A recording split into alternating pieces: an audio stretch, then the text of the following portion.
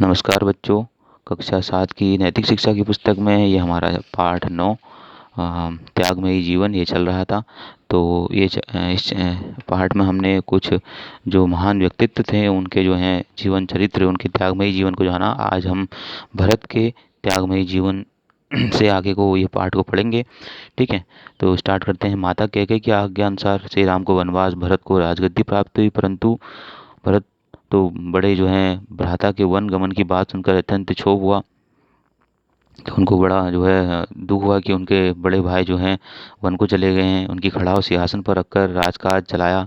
14 वर्ष तक भरत ने राज्य में समस्त सुख वैभव ऐश्वर्य का त्याग कर नंगे पांव रहकर जमीन पर सोकर राष्ट्रीय वस्त्रों और भोजन का त्याग करके जो है अद्वितीय उदाहरण दिया। श्री राम के अयोध्या जो है वापस आने पर उन्हें राज्य सौंप दिया और इस प्रकार से हुए एक त्यागी जो है महापुरुष थे। अगले जो हमारे त्याग की मूर्ति हैं, पारस से भी मूल्यवान त्याग।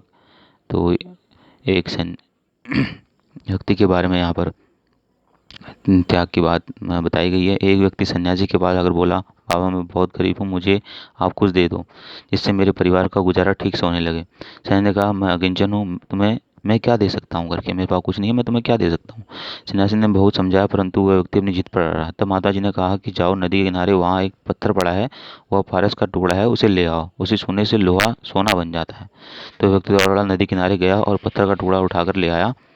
बाबा को नमस्कार करके वह घर जाने लगा। व्यक्ति कुछ ही दूर गया कि उसके मन में विचार आया कि वह फिर लौटकर माता जी के पास आया और कहा कि महात्मा जी यह लो अपना पारस पत्थर, मुझे यह नहीं चाहिए। सन्यासी ने उस व्यक्ति से पारस न लेने का कारण पूछा तो व्यक्ति ने कहा कि बाबा मुझे वह चाहिए जिसे पाकर आपने पारस को भी जो है ठुकरा दिया। वह चीज़ तो पारस से भी कीमती होगी। इस प्रकार उस व्यक्ति की अंतरात्मा जाग उठी और उसे मोह माया से विरक्ति हो गई। जो व्यक्ति अपने जीवन में त्यागमयी वृत्ति को अपना लेता है, सारी कीमती वस्तुएं जो हैं उसके सामने फिर तुच्छ लगने लगती हैं। अगला ऐसा ही एक प्रसंग है, नाम का पत्थर। जमशेदजी मेहता कराची के जो है प्रसिद्ध सेठ थे। एक अस्पताल निर्माण के समय चंदा एकत्रित किया जा रहा था। तो चंदा वालों ने को ये बताया जा रहा था कि जो 10,000 या उससे अधिक की राशि दान में देगा उसके नाम का पत्थर अस्पताल के मुख्य गेट पर लगेगा। ऐसा चंदे जो जमा कर रहे थे, ऐसा वो लोग कह रहे थे।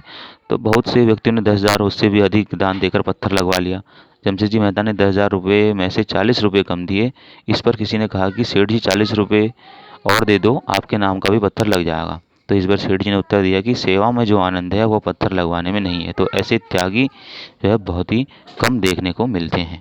ठीक है, ऐसा ही जो है एक अन्य प्रसंग गांधी जी के बारे में भी देखने को मिलता है, सेवा के लिए गेरुए वस्त्रों का त्याग।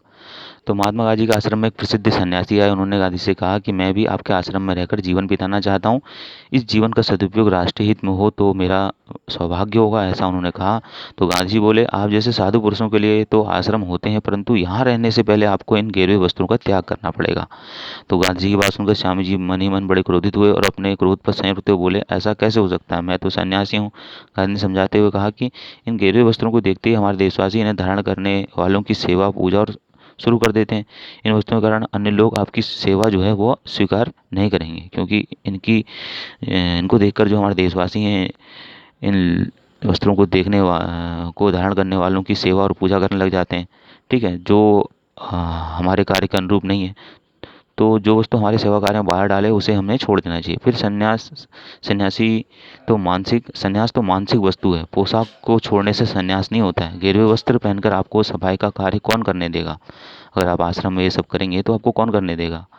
ठीक है, तो गांधी जी की बात सुनकर उन्होंने तत्काल गेरुए वस्त्र त्याग दिए। तो इस तरह से उनको समझाया तो वो समझ गए कि जो है इस तरह से अपने गेरुए वस्त्रों का त्याग करके वह जो है फिर आश्रम में रहने लगे। ठीक है, तो यहाँ पे ये हमारा जो चैप्टर है वो कंप्लीट हो गया है। इससे नेक्स्ट वीडियो में आपको जो इस चैप्टर के अभ्यास प्रश्न हैं उनको बताऊँगा।